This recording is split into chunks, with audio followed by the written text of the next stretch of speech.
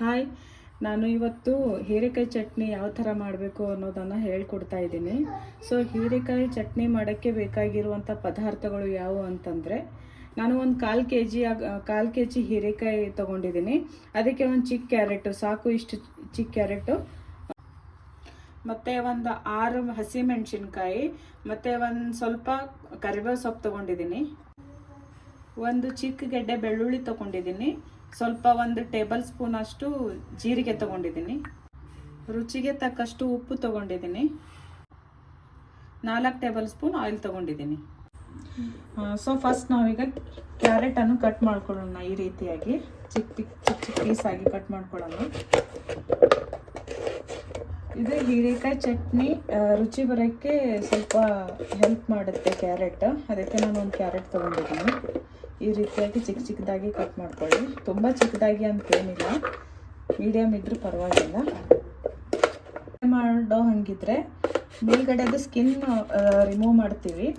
But chutney ಮಾಡೋಂಗಿದ್ರೆ with ಸ್ಕಿನ್ನೇ ನಾವು ಚಟ್ನಿ ಮಾಡಬೇಕು, ಚೆನ್ನಾಗಿರುತ್ತೆ. ಅಂದರೆ ಹೀರೆಕಾಯಿ ಯಾವುದು ಸ್ವಲ್ಪನೂ ವೇಸ್ಟ್ ಆಗಲ್ಲ. ಸೊ ಈ ಥರ ನಾವು ದಪ್ಪವಾಗಿ ಕಟ್ ಮಾಡ್ಕೋಬಹುದು.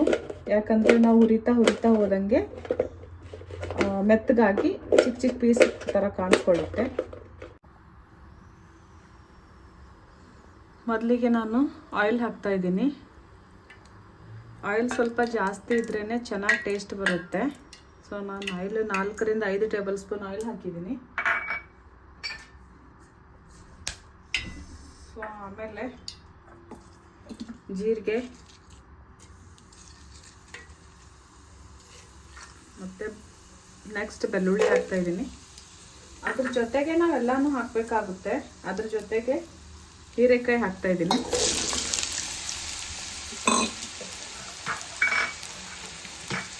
ಆಮೇಲೆ ಕ್ಯಾರೆಟ್ ಹಾಕ್ತಾ ಇದ್ದೀನಿ. ಆಮೇಲೆ ಹಸಿಮೆಣಸಿನ್ಕಾಯಿ ಮತ್ತು ಕರಿಬೇವು ಸೊಪ್ಪು ಹಾಕಿದ್ದೀನಿ. ಸೊ ಇವಾಗ ಚೆನ್ನಾಗಿ ಫ್ರೈ ಮಾಡ್ಕೊಳ್ಬೇಕು. ನಾವು ಮೀಡಿಯಮ್ ಫ್ಲೇವರ್ನಲ್ಲಿಟ್ಟು ಸ್ಟೋವ್ನ ಫ್ರೈ ಮಾಡ್ತಾನೆ ಇರಬೇಕಾಗುತ್ತೆ. ಈ ಥರ ಎಲ್ಲ ಒಂದೇ ಸಾರಿ ಹಾಕಿದರೆ ಒಂದೇ ಸಾರಿ ಕರೆಕ್ಟಾಗಿ ಎಲ್ಲನೂ ಸೇಮ್ ಇದರಲ್ಲಿ ಬೇಯುತ್ತೆ. ಈ ಥರ ಚೆನ್ನಾಗಿ ಫ್ರೈ ಮಾಡ್ಕೊಳ್ಳಿ. ನಮ್ಮ ರುಚಿಗೆ ಯಾವ ಥರ ಬೇಕೋ ಆ ಥರ ಮೆಣಸಿನ್ಕಾಯಿ, ಅಂದರೆ ನಾನು ಮೀಡಿಯಮ್ ಆಗಿ ಖಾರ ಬೇಕು ಅಂತ ನಾನು 3 ರಿಂದ 4 ಮೆಣಸಿನ್ಕಾಯಿ ಹಾಕಿದ್ದೀನಿ. ನೀವು ಖಾರ ಜಾಸ್ತಿ ಬೇಕಾದರೆ ಇನ್ನೂ 1-2 ಮೆಣಸಿನ್ಕಾಯಿ ಜಾಸ್ತಿ ಹಾಕೋಬೋದು.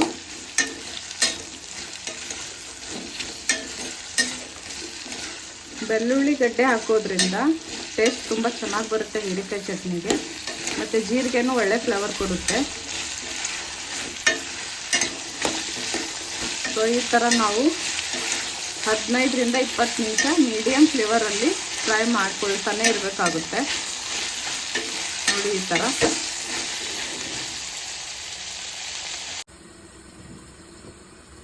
ಒಂದೆರಡು ನಿಮಿಷ ಆದಮೇಲೆ ನಾನು ಮುಚ್ಚಳ ತೆಗೆದು ನೋಡ್ತೀನಿ.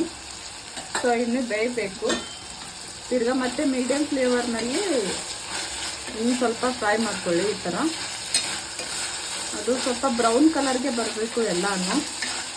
ಬೆಳ್ಳುಳ್ಳಿ ಮತ್ತು ಮೆಣಸಿನ್ಕಾಯಿ ಚೆನ್ನಾಗಿ ಫ್ರೈ ಆಗಬೇಕು.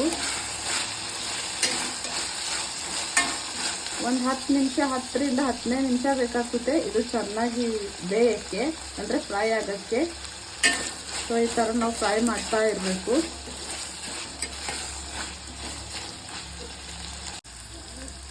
ನೋಡಿ, ಒಂದು 8 ರಿಂದ 10 ನಿಮಿಷ ನಾವು ಫ್ರೈ ಮಾಡ್ಕೊಂಡ್ಮೇಲೆ ಈ ಥರ ಬರುತ್ತೆ.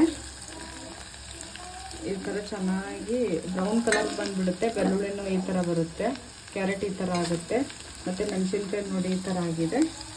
ಈ ಥರ ಆದರೆ ಬೇಯಿದೆ, ಚೆನ್ನಾಗಿ ಫ್ರೈ ಆಗಿದೆ ಅಂತ ನಾವು ತಿಳ್ಕೊಬೇಕು. ಸೊ ಇವಾಗ ಒಂದು 5 ನಿಮಿಷ ಇದನ್ನ ನಾವು ಸ್ಟವ್ ಆಫ್ ಮಾಡಿ ತಣ್ಣಗಾಗಕ್ಕೆ ಬಿಡಬೇಕು. ಸೊ ಒಂದು 5 ನಿಮಿಷ ಆಗಿದೆ ಈಗ. ಸೊ ನಾವು ಮಿಕ್ಸಿ ಜಾರ್ಗೆ ಹಾಕೊಳ್ತಾ ಇದ್ದೀನಿ.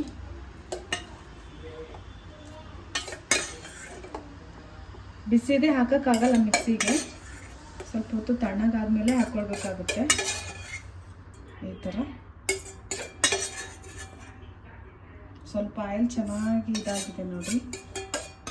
ಆಯಿಲ್ ಚೆನ್ನಾಗಿದ್ರೇ ಟೇಸ್ಟ್ ಚೆನ್ನಾಗಿ ಬರುತ್ತೆ. ಸೊ ರುಚಿಗೆ ತಕ್ಕಷ್ಟು ಉಪ್ಪು, ನಿಮ್ಗೆ ಎಷ್ಟು ಉಪ್ಪು ಬೇಕೋ ಅಷ್ಟು ಹಾಕ್ಕೊಳ್ಬೋದು ನಾವು, ನಿಮ್ಮ ರುಚಿಗೆ ತಕ್ಕಂತೆ. ಸೊ ಮುಚ್ತಾ ಇದ್ದೀನಿ.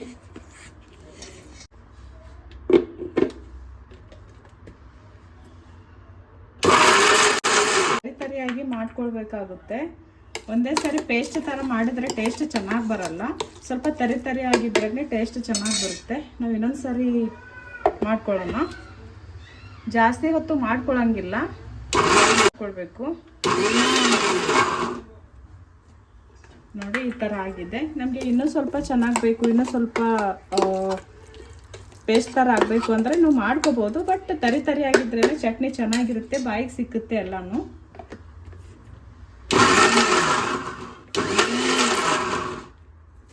ಕ್ಯಾರೆಟು ಬೆಳ್ಳುಳ್ಳಿ ಎಲ್ಲ ಬಾಯಿಗೆ ಸಿಕ್ಕಬೇಕು ಅಂದರೆ ನಾವು ತರಿಯಾಗಿ ಮಾಡ್ಕೊಳ್ಬೇಕಾಗುತ್ತೆ. ಸೊ ಟೇಸ್ಟು ತುಂಬ ಚೆನ್ನಾಗಿ ಬರುತ್ತೆ ನೋಡಿ ಫ್ರೆಂಡ್ಸ್. ಈ ಥರ ಆಯಿತು.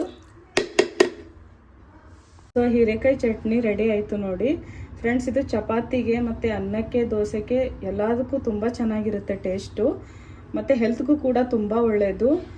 ಕಣ್ಣಿಗೆ ಒಳ್ಳೆಯದು, ಮತ್ತು ಕಿಡ್ನಿ ಫಂಕ್ಷನ್ ಆಗೋಕ್ಕೆ, ವೆಯ್ಟ್ ಲಾಸ್ ಆಗೋಕ್ಕೆ, ಡಯಾಬಿಟಿಸ್ಗೆ ಎಲ್ಲ ಹೆಲ್ತ್ ವೈಸು ತುಂಬ ಚೆನ್ನಾಗಿರುತ್ತೆ. ಮತ್ತು ಟೇಸ್ಟ್ಗೂ ತುಂಬ ಚೆನ್ನಾಗಿರುತ್ತೆ.